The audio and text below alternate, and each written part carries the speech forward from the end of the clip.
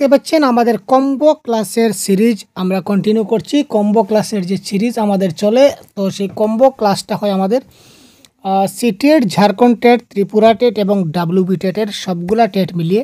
তো এখানে বাংলা ভাষার প্রিভিয়াস ইয়ার কোয়েশ্চেন আমরা অ্যানালাইজ করে দেখেছি যে কোয়েশ্চন প্যাটার্ন মোটামুটি যে প্রকারে সেম থাকে, যে প্যাডাগজির যে টপিকগুলো মানে প্রত্যেকটা পরীক্ষাতে পাওয়া যায়, যেমন CTET, Jharkhand TET, Tripura TET এবং ডাব্লিউবি টেটে যে প্যাডাগজির কোয়েশ্চেনগুলো আমরা সবসময় পাই, তো এই প্যাডাগজির কিছু কোয়েশ্চন আমরা এখান থেকে তুলে নিয়েছি আজকের জন্য, আপনাদের জন্য। তো আজকে হবে আমাদের এই কম্বো ক্লাসের ক্লাস 5। তো তার আগে ক্লাস 1, 2, 3, 4 হয়ে গেছে, দেখে না থাকলে চ্যানেলটিকে অবশ্যই দেখে নিন। তো আজকে আমরা প্যাডাগজির বেশ কয়েকটি গুরুত্বপূর্ণ প্রশ্ন আমরা দেখব আপনাদেরকে সাথে নিয়ে। তো দেখুন, প্যাডাগজির যে প্রশ্নে আমরা চলে আসলাম, তো প্রশ্নটা কী বলেছে একবার দেখে নিই।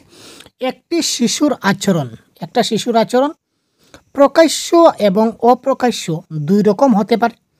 সাংস্কৃতিক পার্থক্য নিরূপণের মাপকাঠি হতে পারে। বিভিন্ন ব্যক্তির পার্থক্য নিরূপণের মাপকাঠি হতে পারে। উপরের সব কয়টি হতে পারে। তো একটা শিশুর আচরণ অনুযায়ী নিচের কোনটা হবে কারেক্ট আনসার? তাড়াতাড়ি বলুন দেখি ভাই, কোনটা কারেক্ট আনসার হতে চলেছে? একটা শিশুর আচরণ অনুযায়ী নিচের কোনটা কারেক্ট হবে, এটি আপনাদেরকে এবার বলতে হবে। একটি শিশুর আচরণটা প্রকাশ্য এবং অপ্রকাশ্য হতে পারে। সাংস্কৃতিক পার্থক্য থাকতে পারে অবভিয়াসলি, আর ইন্ডিভিজুয়াল ডিফারেন্স তো আছেই আছে। সুতরাং উপরের সব কয়টি হবে এই ক্ষেত্রে কারেক্ট আনসার। প্রত্যেকটা প্রশ্নের উত্তর আপনারা কমেন্ট বক্সে জানাবেন কোনটা কারেক্ট আনসার হয়। শিশুর বিকাশ একটি ড্যাশ প্রক্রিয়া। শিশুর বিকাশটা কী ধরনের প্রক্রিয়া? ধীর প্রক্রিয়া, ধারাবাহিক প্রক্রিয়া, অন্তহীন প্রক্রিয়া নাকি অস্বাভাবিক প্রক্রিয়া? শিশুর বিকাশটা কী ধরনের প্রক্রিয়া? খুব তাড়াতাড়ি বলুন তো। তো শিশুর বিকাশটা হচ্ছে কি একটি ধারাবাহিক প্রক্রিয়া, ইটস এ কন্টিনিউয়াস প্রসেস। আমরা বলি না ডেভেলপমেন্ট ইজ কন্টিনিউয়াস প্রসেস। এ ধরনের প্রশ্ন কিন্তু আপনার পরীক্ষা এসে থাকে ভাই। শিশুদের ভাষাগত দক্ষতা তৈরি হয়ে থাকে। একটা শিশুর ভাষাগত দক্ষতা কখন তৈরি হতে থাকে? জন্ম থেকেই, শৈশবে, বড় হওয়ার পর না কোনোটি নয়? শিশুদের ভাষাগত দক্ষতা কখন থেকে তৈরি হওয়া শুরু হয়? ভাষাগত দক্ষতা শুরু হয় কবে থেকে? জন্ম থেকেই কিন্তু শুরু হয় তার ভাষাগত দক্ষতা। তো প্রত্যেকটা প্রশ্নের উত্তর আপনারা কমেন্ট করুন। শিশুদের ব্যাকরণের জ্ঞান ভালো হলে কি হয়? এটা আমি বলছি না। শিশুদের ব্যাকরণের জ্ঞান যদি ভালো হয় তাহলে কি হবে? ব্যক্তিত্ব গঠনের সুবিধা হবে। তারা সঠিকভাবে বলতে এবং লিখতে শিখবে। তাদের আত্মবিশ্বাস তৈরি হবে। তারা সঠিকভাবে পড়তে শিখবে। তো শিশুদের ব্যাকরণের জ্ঞান যদি ভালো হয় তাহলে কি হবে?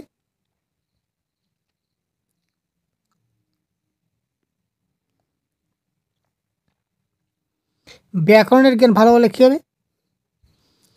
এই ক্ষেত্রে 100% কারেক্ট আনসার হবে বলতে এবং লিখতে পারবে। আমরা শিশুদের ব্যাকরণের শিখার আত্মবিশ্বাস যখন হবে, আত্মবিশ্বাস হলেই তো বলতে লিখতে পারবে। সঠিকভাবে পড়তে পারা মানে বলতে পারা, লিখতে পারা। আর ব্যক্তিত্ব গঠন, পড়তে পারলে বলতে পারলেই ব্যক্তিত্ব গঠন হবে। সুতরাং আলটিমেটলি সব দিক দিয়ে অপশন নাম্বার খ ইজ দ্য রাইট আনসার। শিশুর মানসিক বিকাশের প্রথম ধাপ কোনটি?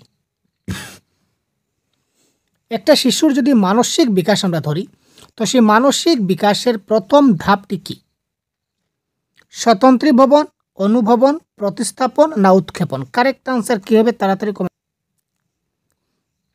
শিশুর মানসিক বিকাশের প্রথম ধাপ কোনটি? 25। এটাকে মনে রাখবেন, এটাকে বলা হয় কি স্বতন্ত্রী ভবন ইজ দ্য রাইট আনসার। সর্বাঙ্গীন শিক্ষার প্রবক্তা। সর্বাঙ্গীন শিক্ষা অর্থাৎ সবার জন্য সমান শিক্ষা, বিকাশের শিক্ষা। তো এই শিক্ষার প্রথম প্রবক্তা কে ছিলেন? কোঠারি কমিশন, মোধালিয়ার কমিশন নাকি রুশো নাকি হেগেল? কে এই কথাটি বলেছিলেন যে সর্বাঙ্গীন শিক্ষা হতে হবে? এটা Mudaliar. Correct answer Mudaliar commission আমরা দেখেছিলাম। সর্বাঙ্গীন শিক্ষার উল্লেখ রয়েছে। এই ছোট ছোট প্রশ্নগুলো কিন্তু আপনাদের টেট পরীক্ষার জন্য খুব ইম্পর্ট্যান্ট।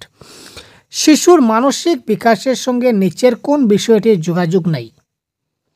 মানসিক বিকাশ, বাংলা, ড্রিল, ভূগোল নাকি ইতিহাস?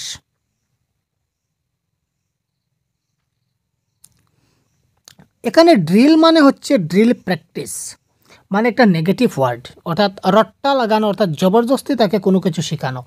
তো মানসিক বিকাশ ঘটাতে গেলে তাকে জবরদস্তি কিছু করলে তার মানসিক বিকাশ হবে না, মানসিক হানি হবে, মানসিকভাবে ক্ষতি হবে। সুতরাং এই প্রশ্নের কারেক্ট আনসার হবে ডিল। যেহেতু যোগাযোগ নাই, এই ড্রিলের কোনো যোগাযোগ নাই, সুতরাং কারেক্ট আনসার হচ্ছে ডিল। মোটামুটিভাবে শিক্ষণ হলো, এবার শিক্ষণটা কি? প্রশিক্ষণের প্রভাবে চিন্তাধারার পরিবর্তনের ক্রিয়া, প্রশিক্ষণের প্রভাবে শারীরিক অবস্থা পরিবর্তনের ক্রিয়া, প্রশিক্ষণের প্রভাবে মানসিক অবস্থা পরিবর্তনের ক্রিয়া, নাকি প্রশিক্ষণের প্রভাবে আচরণের পরিবর্তনের ক্রিয়া? খুব তাড়াতাড়ি কোয়েশ্চেন নাম্বার 28-এর আমি আনসার চাই। সবাই তাড়াতাড়ি কমেন্ট করুন ভাই, তাড়াতাড়ি দেখি, খুব তাড়াতাড়ি 28 নাম্বার কোয়েশ্চেন, তাড়াতাড়ি কমেন্ট বক্সে আনসার পিন করুন তো দেখি।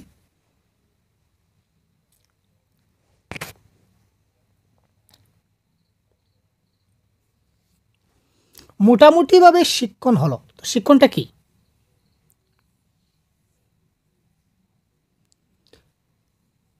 আমরা একজন স্যার, আমি প্রত্যেকটা ক্লাসে বলি, আমার একজন স্যার ছিলেন, স্যার বলেছিলেন what is learning? Learning is nothing but A modification of behaviour. শিক্ষাটা কিছু নয়, শিক্ষাটা হচ্ছে আচরণের পরিবর্তন ঘটানো। সুতরাং এখানে কারেক্ট আনসার হবে প্রশিক্ষণের প্রভাবে যদি আমাদের আচরণের পরিবর্তন ঘটে তো সেটাই হচ্ছে কি শিক্ষণ। মনোবিজ্ঞানীদের মতে শিক্ষণ প্রক্রিয়ায় কোন দুটি বিষয় প্রয়োজন? উদ্দীপক উদ্দীপনা, উদ্দীপক প্রতিক্রিয়া, কর্ম জ্ঞান, জ্ঞান এবং চাহিদা। উদ্দীপক এবং প্রতিক্রিয়া থাকা চাই। অর্থাৎ উদ্দীপক মানে কি? উদ্দীপক মানে আমি শিখবো, তার একটা উৎসাহ থাকা চাই, একটা রিসোর্স থাকা চাই। আর তার যদি একটা প্রতিক্রিয়া না থাকে তাহলে কিন্তু সেই শেখাটা সম্ভব হয় না। অর্থাৎ একটা রিজন থাকা দরকার। যেমন আমরা এই যে আমরা পড়ছি, পড়ার একটা রিসোর্স দরকার আছে, উদ্দীপক। চাকরির একটা প্রত্যাশা আছে, আর প্রতিক্রিয়া মানে পরীক্ষার রেজাল্ট আছে, রেজাল্ট তো আমাদের আসবেই, না হলে তো আমরা কী করে বুঝবো আমরা কে কতটা কোয়ালিফাই করেছি। সুতরাং উদ্দীপক এবং প্রতিক্রিয়া শিক্ষণের ক্ষেত্রে যথেষ্ট গুরুত্বপূর্ণ দুইটা বিষয়। মূর্ত শব্দের অর্থ কী? মূর্ত, মূর্ত মানে কি? কনক্রিট। আমরা যেটাকে বলি কনক্রিট টু অ্যাবস্ট্র্যাক্ট, আমরা বলি না কনক্রিট টু অ্যাবস্ট্র্যাক্ট থিঙ্কিংয়ে যায় কোনটা? আমাদের যেটা আরোহী পদ্ধতি, যেটাকে বলেছে আরোহী, ইন্ডাকটিভ মেথড। ইন্ডাকটিভ মেথডে আমরা কি করি? কনক্রিট টু অ্যাবস্ট্রাক্ট যাই, মূর্ত থেকে বিমূর্ত যাই। এবার এই কনক্রিট বা মূর্ত শব্দটা আসলে কি? যা ছোঁয়া যায় না, যা দেখা যায় না, যা স্পর্শ করা যায় এবং দেখা যায়, যা স্পর্শ করা যায়, মূর্ত। Question number 30। এবার কনক্রিট বা মূর্ত শব্দের অর্থটা হচ্ছে যেমন কনক্রিট অর্থাৎ যে বস্তুটা আপনার কাছে আছে, যেমন একটা গ্লাস, আপনি গ্লাসটা শিশুকে বুঝাবেন, ঠিক আছে, গ্লাসটা শিশুকে বুঝাবেন, তো গ্লাসটা কি তাকে বুঝাতে গেলে প্রথমে তার হাতে একটা গ্লাস ধরিয়ে দিন যে এটার নাম হচ্ছে গ্লাস। তখনই গ্লাসটাকে ধরবে, ধরে ভালো মতো নাড়াচাড়া করে ভালো করে দেখবে। তারপর যখনই এই গ্লাসের মতো কিছু একটা দেখবে তখন সঙ্গে সঙ্গে বলবে যেটা গ্লাস, ঠিক আছে। তো এই যে আমরা যে গ্লাসটা তাকে দিলাম এটা হচ্ছে একটা মূর্ত বস্তু, অর্থাৎ যে বস্তুটা স্পর্শ করা যায় এবং দেখা যায়, এটা হচ্ছে কি? Concrete object. শিক্ষণের স্থানান্তর বলতে কি বোঝায়? শিক্ষণের স্থানান্তর শেখার পরও ভুলে যায়, শেখার পরেও তা স্মরণে রাখা, অর্জিত জ্ঞানকে নতুন কিছু শেখার কাজে লাগানো, নাকি কোনোটাই নয়? তো কোয়েশ্চেন নাম্বার 31-এর কারেক্ট আনসার কী হবে? অর্জিত জ্ঞানকে নতুন কিছু শেখার কাজে লাগানো, এটা হচ্ছে শিক্ষণের স্থানান্তর বা ট্রান্সফার অফ লার্নিং যদি আমরা বলি, তাহলে এটা হচ্ছে কি? অর্জিত যে জ্ঞান আছে সেটাকে নতুন কিছু শেখার কাজে লাগানো। সৃজনশীলতা বা ক্রিয়েটিভিটি মানে কি? বড়িয়া কোয়েশ্চেন ভাই। নতুন কিছু তৈরি করা, কিছু সাজিয়ে তোলা, নতুন কিছু সাজিয়ে তোলা।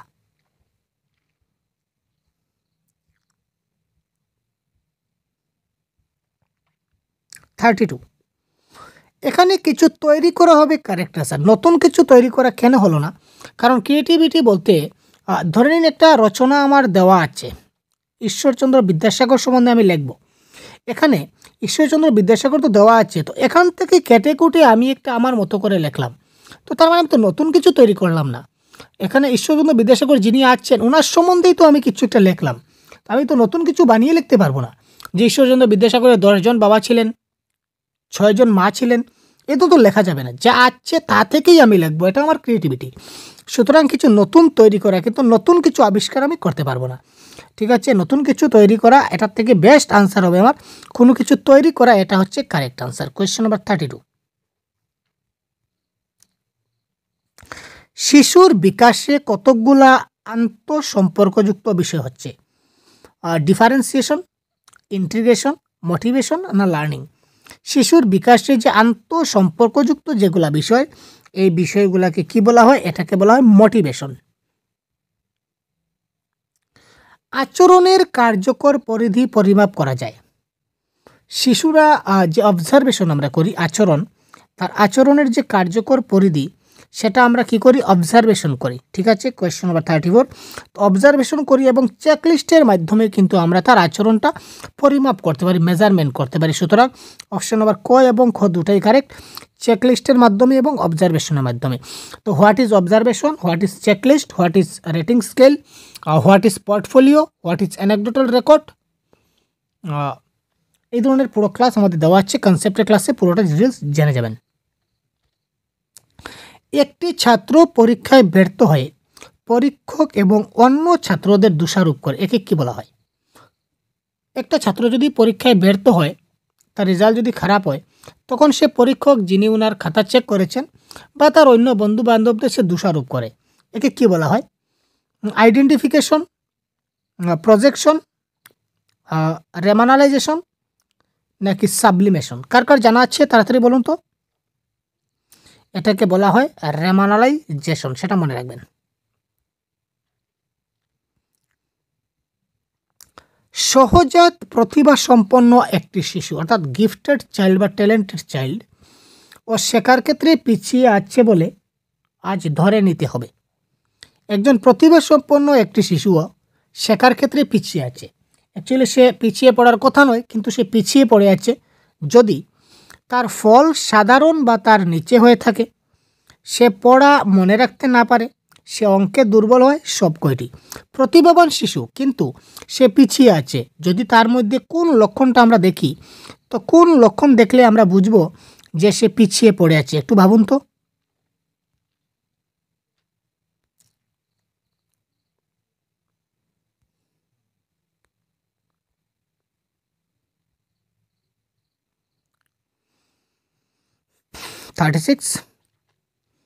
তার ফল যদি সে সাধারণ এবং তার নিচে থাকে, তার মানে তার ঠিকঠাকভাবে হচ্ছে না, পিছিয়ে আছে, মনে রাখতে পারছে না, এটা হচ্ছে অঙ্কে বা যে কোনো সাবজেক্টে দুর্বল হতে পারে।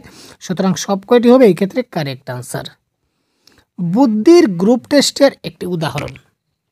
বুদ্ধির যে গ্রুপ টেস্ট আমরা করি, তো বুদ্ধির গ্রুপ টেস্টের একটা উদাহরণ কি? আর্মি আলফা দিয়েও আমরা বুদ্ধি টেস্ট করতে পারি, আর্মি বিটা দিয়েও করতে পারি, আলফা বিটা, ক্যাটেল এর কালচার ফেয়ারেস্ট টেস্ট দিয়েও করতে পারি। সুতরাং উপরের সব কয়টি হবে কারেক্ট আনসার। এগুলাতে কিন্তু প্রশ্ন কিন্তু আসতে পারে ভাই। বিহেভিয়ার থেরাপি, বিহেভিয়ারাল থেরাপি মানে কি? প্রত্যাশিত আচরণ পরিবর্তন করা যায়, অপ্রত্যাশিত আচরণ পরিবর্তন করা যায়, বর্জন করা যায়, উপস্থিত আচরণ পরিবর্তন করা যায় না সব কয়টি? এটা কারেক্ট আনসার হবে সব কয়টি। প্রত্যাশিত যে আচরণ আছে সেটা পরিবর্তন করতে পারবো, অপ্রত্যাশিত সেটাকে বর্জন করতে পারবো, কারণ যেটা কখনো আসবে না সেটাকে বর্জন করে দূরে সরিয়ে রাখবো, আর উপস্থিত যেটা আচরণ সেটাকে পরিবর্তন করা যায়। সুতরাং বিহেভিয়ারাল থেরাপিতে এই সবগুলো কাজ করা যায়। নিচের কোনটির কেন্দ্রীয় পক্ষব হচ্ছে একাকিত্ব বোধ, অর্থাৎ নিচের কোনটার মেইন ফোকাস হচ্ছে একাকিত্ব বোধ? ক্ষুধা, আনন্দ, যৌথ প্রবৃত্তি না ক্রীড়া প্রবৃত্তি?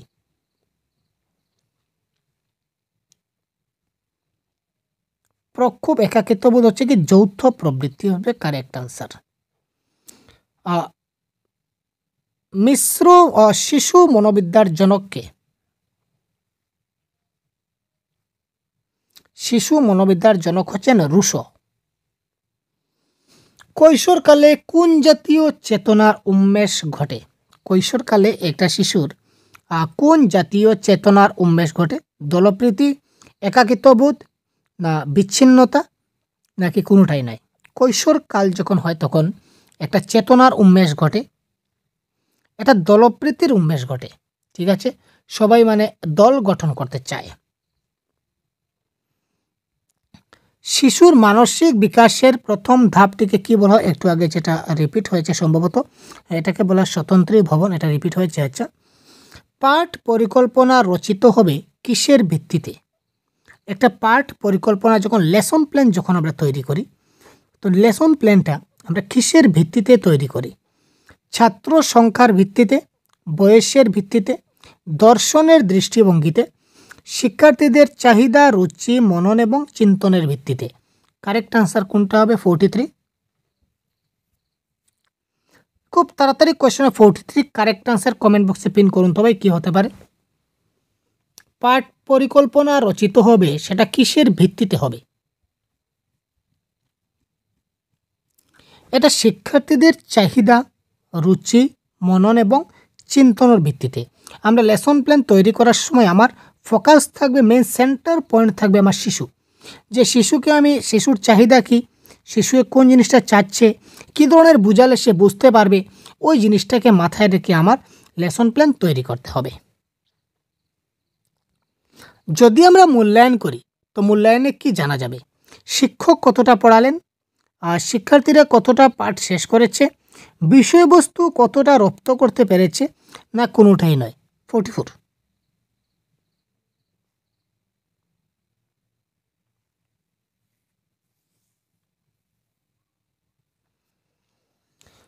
এটা অ্যাকচুয়ালি যদি দেখি, তাহলে মূল্যায়নের মাধ্যমে আমরা এখানে শিক্ষক কতটা পড়ালেন সেটা কোনো কথা না, পাঠ কতটা শেষ হয়েছে সেটা কোনো কথা না, আর বিষয়বস্তু কতটা রপ্ত করতে পেরেছে সেটাও না।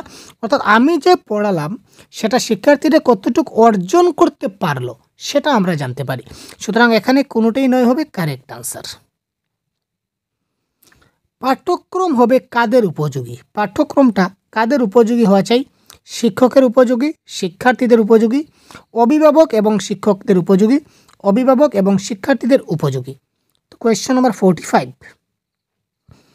তো পাঠ্যক্রম, কারিকুলামটা আমার child centric education, child centric লার্নিংয়ে আমার শিক্ষার্থীদের উপযোগী হওয়া চাই। পাঠ্যক্রমটা আমার শিক্ষার্থীদের উপযোগী হতে হবে, শিক্ষার্থীরা কী ধরনের চায় সেই ধরনের পাঠ্যক্রম তৈরি করতে হবে, তাই না? আচ্ছা, ক্লাসে পড়ানোর সময় ছাত্ররা বিষয়টি ভালোভাবে বুঝতে না পারলে শিক্ষকের সর্বাগ্রে যেটি করা উচিত। ক্লাসে যখন আমরা পড়ানোর সময় ছাত্ররা যদি আমার কথাটা খুব ভালো করে বুঝতে না পারে, তাহলে শিক্ষক হিসাবে সবের প্রথমে আমার কি করা উচিত? মনোযোগ না দেওয়ার জন্য ছাত্রকে ধমক দেওয়া উচিত। আচ্ছা, ধমক দেওয়া উচিত, কখনো দেওয়া যাবে না, আমরা কখনো ধমক দিতে পারবো না। ছাত্রদের বোঝার সমস্যাগুলি সুনির্দিষ্টভাবে জানবেন, যে সে কেন বুঝতে পারছে না, কোন পয়েন্টটাতে সমস্যা রয়েছে এটা জানতে হবে, এটা কারেক্ট। আপাতত এটা টিকমার্ক দিয়ে রাখি, ধমক দেওয়া যাবে না, ক্যান্সেল। বিষয়টি পরে আবারও পড়াবেন বলে জানাবেন, যে ঠিক আছে আমি বিষয়টা তোমায় পরে জানাবো। আরে পরে জানালে কী হবে, এখন বুঝতে পারিনি। গৃহ শিক্ষকের মানে home tuition most negative word. তো ultimately correct answer option number খ। একটি পাঠ্য বই সংগ্রহ করতে না পারায় ক্লাসে পড়া করে আসেনি, শিক্ষক হিসাবে আপনি কি করবেন? একটা ছাত্র সে পাঠ্য বই কালেকশন করতে পারলো না, যার দরুন সে আপনার পড়াটা শিখতে পারেনি। তো এজ এ টিচার আপনি কি করবেন? ছাত্রটিকে পাঠ্যপুস্তক কিনে দেবেন। দেখুন, সবসময় তো যদি অনেক দামি হয় তাহলে শিক্ষকরা কি কিনে দেবে? সেটা সব ছাত্রদের কিনে দেওয়া সম্ভব নাও হতে পারে। কড়া শাস্তি দেওয়া যাবে না। ছাত্রটিকে স্কুলের সামনে, স্কুলের সময়ের বাইরে কোনো কাজে যুক্ত করে উপার্জন, আরে ভাই তুমি ইনকামে লেগে যাও, ইনকাম সোর্স দিয়ে দেবো, সেটা কখনো সম্ভব নয়। তো তিনটা অপশন যখন এলিমিনেট হয়ে গেল, তো আলটিমেটলি অপশন নাম্বার 4 হবে কারেক্ট আনসার। পাঠ্যপুস্তক লাইব্রেরিতে ছাত্রটিকে সদস্য করে নেবেন। যে যেটা লাইব্রেরি রয়েছে লাইব্রেরিতে তাকে সদস্য করব, যে তুমি এই লাইব্রেরি থাকো, এই লাইব্রেরির মধ্যে তোমার সদস্য পদ দিলাম, এখানে তুমি তোমার যা বই দরকার এখান থেকে তুমি পড়তে পারো, নোট তৈরি করতে পারো, যা ইচ্ছা তা করতে পারো পাঠ্য বই থেকে। একটি ছাত্র খেলাধুলায় অত্যন্ত ভালো কিন্তু পড়াশোনায় আগ্রহী নয়, শিক্ষক হিসাবে আপনি কি করবেন? 48 গ্রেট পয়েন্ট। তাকে শুধুমাত্র খেলাধুলাই করতে বলবেন। দেখুন, প্যাটাগজিতে অনলি, অ্যালোন, শুধুমাত্র, কেবলমাত্র এই শব্দগুলো কিন্তু নেগেটিভ, সুতরাং শুধুমাত্র রয়েছে, আমি কাটিয়ে দিলাম, ক্যাচাং করে কাটবেন। তাকে খেলাধুলা ছেড়ে শুধুমাত্র পড়াশোনায় চাপ দেবেন, আবারও শুধুমাত্র ক্যান্সেল করুন। আচ্ছা, খেলাধুলার প্রতি সময় দেওয়ার পরেও সে যাতে পড়াশোনা করতে পারে তার জন্য ব্যবস্থা করবেন এবং তাকে উৎসাহিত করবেন। উৎসাহিত করা মোস্ট পজিটিভ ওয়ার্ড। স্কুল থেকে ছাড়িয়ে তাকে কোনো স্পোর্টস একাডেমিতে ভর্তি করবেন। আরে ভাই, পড়াশোনার পাশাপাশি খেলা হবে, তখন না আমার এই ডাবল সেঞ্চুরি হবে, সিঙ্গল সেঞ্চুরি করার দরকার নেই। সুতরাং অপশন আবার গ হবে কারেক্ট আনসার।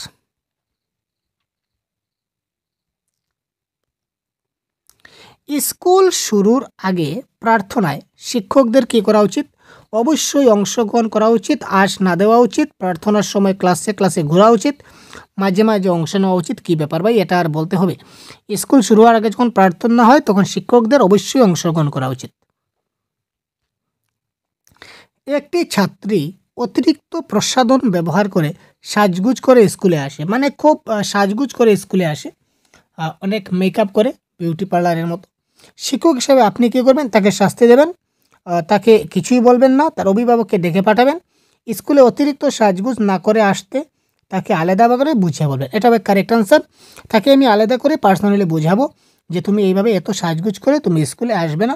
তাকে আলাদা করে বোঝাতে হবে। সবার সামনে যদি বোঝাই তাহলে তার সেন্টিমেন্টে লেগে যাবে, সেটেলমেন্টে লেগে যাবে। বুঝতে পারছেন তো সেন্টিমেন্ট সেটেলমেন্ট কী জিনিস? সাংঘাতিক ভাই। নেক্সট,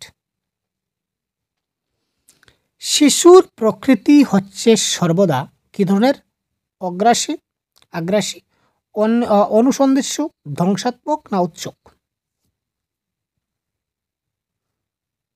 শিশুর প্রকৃতি সর্বদা উৎসুক হয়, তারা জানার ইচ্ছা হয় সবসময় কি হচ্ছে কি না সেটা তারা জানতে চায়। ব্রেল লেখা হয় কয়টা বিন্দু দিয়ে? Great point. ব্রেল লেখা হয় 6টা বিন্দু দিয়ে। নেক্সট, আংশিক দৃষ্টিহীনতার অন্যতম কারণ কি? মায়োপিয়া, ফাইলেরিয়া, সিফিলিস না গ্লোকোমা? যারা আংশিক দৃষ্টিহীন তাদেরকে আমরা কি বলি, বা কিসের কারণে আংশিক দৃষ্টিহীনতা হয়? Question number 53। তাদেরকে দৃষ্টিহীনদের আমরা কি বলি? মায়োপিয়া বা হাইপারমেট্রোপিয়া বলে থাকি। ঠিক আছে, কাছের জিনিসের জন্য মায়োপিয়া এবং দূরের জন্য হাইপারমেট্রোপিয়া আমরা বলে থাকি। তো এই ক্ষেত্রে যেহেতু আমাদের হাইপারমেট্রোপিয়া অপশন নাই, আমি যেতে হবে না, myopia is the right answer. আচ্ছা, মানুষ আঁকো একটা অভিক্ষা ছিল, এই অভিক্ষার উদ্ভাবক কে ছিলেন? মেরিল সমার, ম্যাকমিলাম, গুডেলক না মালম্যান? Correct answer গুডেলক। অন্ধদের বর্ণমালা কে আবিষ্কার করেন? ওয়াও ভাই, অন্ধদের বর্ণমালা। আর আমরা তো জানি যে অন্ধদের জন্য ব্রেল পদ্ধতি শেখানো হয়, তো ব্রেল কে তৈরি করেছিলেন? লুই ব্রেল তৈরি করেছিলেন। আর কে তৈরি করবে, তাই তো? তো কারেক্ট আনসার লুই ব্রেল। বেতার শিক্ষা কিসের অন্তর্গত? নিয়ন্ত্রিত শিক্ষা, অনিয়ন্ত্রিত শিক্ষা, শিক্ষা বহির্ভূত শিক্ষা নাকি বৃত্তিমূলক শিক্ষা? বেতার শিক্ষা কিসের অন্তর্গত? কারেক্ট আনসার কী হবে? অনিয়ন্ত্রিত শিক্ষা is the right answer of this question. দেখুন কত গুরুত্বপূর্ণ প্রশ্নগুলো আপনার সঙ্গে আলোচনা করছি। এ ধরনের প্রতিদিন ক্লাস আপনারা পাবেন, প্রতিদিন ক্লাসে জয়েন হবেন। শিক্ষা দানযোগ্য মানসিক প্রতিবন্ধী শিশুদের আইকিউ এর মান কত? শিক্ষা দানযোগ্য মানসিক প্রতিবন্ধী, যে মানসিক প্রতিবন্ধী শিশু আছে যাদেরকে শিক্ষা দান করা যায়, মানে শিক্ষা তারা নিতে পারে, এইরকম মানসিক প্রতিবন্ধীদের আইকিউ কত হতে পারে? 35 to 69। শিক্ষকের বক্তব্য ঠিকমতো শুনতে না পেলে শিক্ষার্থী কী করবেন? চুপচাপ থাকবেন, অন্য ছাত্রকে জিজ্ঞাসা করবেন, শিক্ষককে আবারও বলতে বলবেন, কিছুই করবেন না। শিক্ষকের বক্তব্য যদি ঠিকমতো শুনতে না পায় তাহলে ছাত্ররা কী করবে? ছাত্রদের কী করা উচিত? ছাত্রদের শিক্ষককে আবার বলা উচিত যে স্যার জিনিসটা বুঝতে পারেনি, আপনি কাইন্ডলি আরেকবার বুঝিয়ে দিন, যার জন্য শিক্ষক এবং ছাত্রের সম্পর্কটা বন্ধুত্বপূর্ণ সম্পর্ক হওয়া চাই। শিক্ষকের বক্তব্যে কিসের প্রাধান্য স্বীকৃত? বিষয়বস্তু, পাঠ্যপুস্তক, বোর্ডের কাজ না হাস্য উদ্দীপক? কোয়েশ্চেন 59। শিক্ষকের বক্তব্যে বিষয়বস্তুর উপর প্রাধান্য পায়, অর্থাৎ বিষয়বস্তু নিয়ে শিক্ষক কথা বলেন।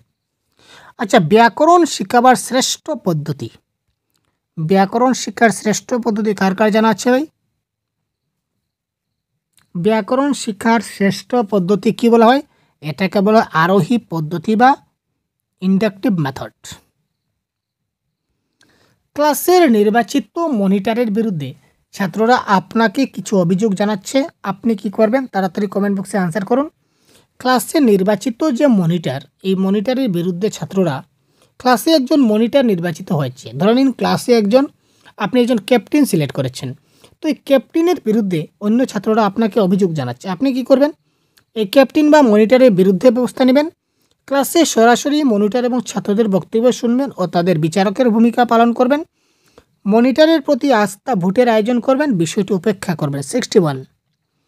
তো ব্যাপারটা আসলে কি হয়েছে, এটা ক্লাসে সরাসরি মনিটর এবং ছাত্রদের বক্তব্য শুনলে, সামনাসামনি শুনলে কেউ মিথ্যা কথা বলতে পারবে না এবং তাদের বিচারকের ভূমিকা পালন করে জিনিসটা মিটমাট করে দেওয়া যায়। ক্লাসে পড়ানোর সময় একজন শিক্ষকের কণ্ঠস্বরটা কীরকম হওয়া উচিত? যথেষ্ট উঁচু, যথেষ্ট নিচু, কখনো উঁচু আবার কখনো নিচু, স্বাভাবিক রাখা উচিত। কারেক্ট আনসার কী হবে? 62। তাড়াতাড়ি বলুন তো।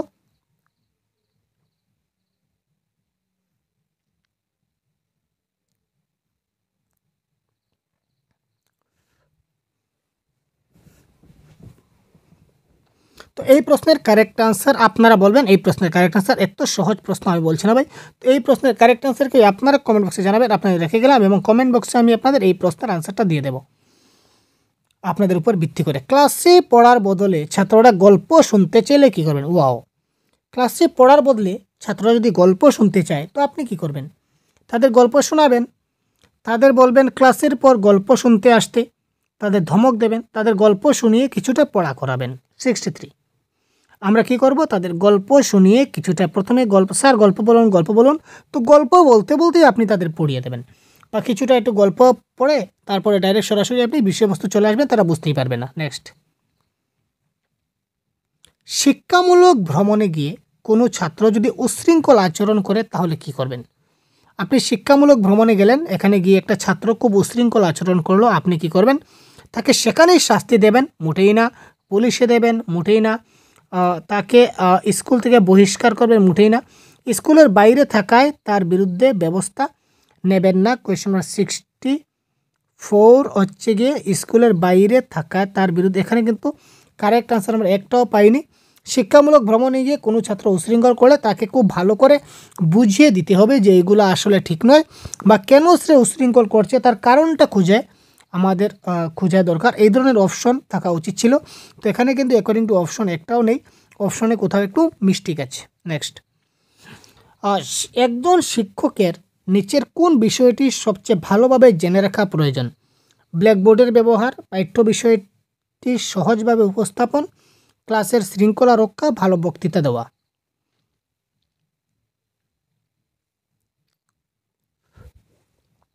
তো এটার কারেক্ট আনসার হবে পাঠ্য বিষয়কে কিভাবে সহজভাবে উপস্থাপন করা যায়। যদি পাঠ্য বিষয়কে সহজভাবে আনন্দ সহকারে তিনি যদি উপস্থাপন করতে পারেন তাহলে তিনি ব্ল্যাকবোর্ডের ব্যবহার করবেন, ক্লাসের শৃঙ্খলা অটোমেটিক্যালি রক্ষা হবে। আর বক্তৃতা, এখানে কোনো লেকচার মেথড আমাদের প্রাইমারি ক্ষেত্রে কোনো কাজে আসে না, এটা ক্যান্সেল। সুতরাং এই ক্ষেত্রে কারেক্ট আনসার আমাদের হবে পাঠ্য বিষয়টিকে সহজভাবে উপস্থাপন করা জানতে হবে। কোন বয়সের প্রতিদ্বন্দ্বিতা হেতু পিছিয়ে থাকা ছাত্রদের বিশেষ প্রয়োজন সম্মিলিত শিশু অভিহিত করা হয়? Question number 66। কারেক্ট আনসার, 6 থেকে 14 বছর শিশুকে তারা পিছিয়ে থাকুক, এগিয়ে থাকুক, যাই থাকুক, তাদের ক্ষেত্রে সমান কম্পালসারি ফ্রি অ্যান্ড এডুকেশন শিক্ষা দিতেই হবে। প্রকোপমূলক প্রতিবন্ধিতার একটি সমস্যা হলো শিক্ষক অক্ষমতা, লার্নিং ডিসেবিলিটি যাকে বলা হয়। নিম্নলিখিত কোন তুলনাটি সঠিক নয়? তুলো নরম, হাতি বিশাল, জল তরল, না বরফ কঠিন?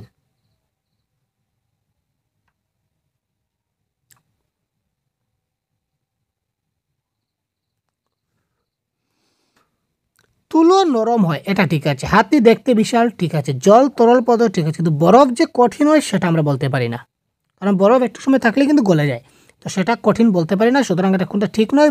বরফ কঠিন, এটা ঠিক নয়। স্বাস্থ্য প্রতিবন্ধী শিশুদের উল্লেখযোগ্য প্রতিবন্ধকতা হলো, স্বাস্থ্য প্রতিবন্ধী যারা আছে তাদের প্রতিবন্ধকতা যক্ষা, জ্বর, বাত, খুড়া, তো যক্ষা হবে কারেক্ট অ্যান্সার। আচ্ছা, প্রশিক্ষণযোগ্য মানসিক প্রতিবন্ধীদের আইকিউ এর মান কত? প্রশিক্ষণযোগ্য যে মানসিক যারা আছে প্রতিবন্ধী তাদের আইকিউ হচ্ছে 25 থেকে 34, এটা মনে রাখবেন। তো এই ছিল আজকে টোটাল 50টা এমসিকিউ আজকে প্যাডাগজি ডিসকাস করলাম আজকের ক্লাসে, যেগুলো আপনাদের আপকামিং টেট এক্সামে যথেষ্ট হেল্প হবে, কাজে লাগবে। তো এই ধরনের ক্লাস আমরা প্রতিদিন আমাদের চ্যানেলে দিয়ে থাকবো, ঠিক আছে। তো আপনারা যদি নতুন হয়ে থাকেন অবশ্যই চ্যানেলকে সাবস্ক্রাইব করবেন। পরবর্তী সময় এই ধরনের আরও নতুন নতুন ভিডিও আপনারা পাবেন, প্রতিদিন ক্লাস পাবেন, ঠিক আছে। তো ভালো থাকবেন, সুস্থ থাকবেন, আমাদের সঙ্গে থাকবেন এবং ক্লাসের পিডিএফগুলো পেতে অবশ্যই ভিডিও ডেসক্রিপশনে হোয়াটসঅ্যাপ গ্রুপের লিঙ্ক আছে, গ্রুপে জয়েন হয়ে যাবেন, ঠিক আছে। ধন্যবাদ, জয় হিন্দ।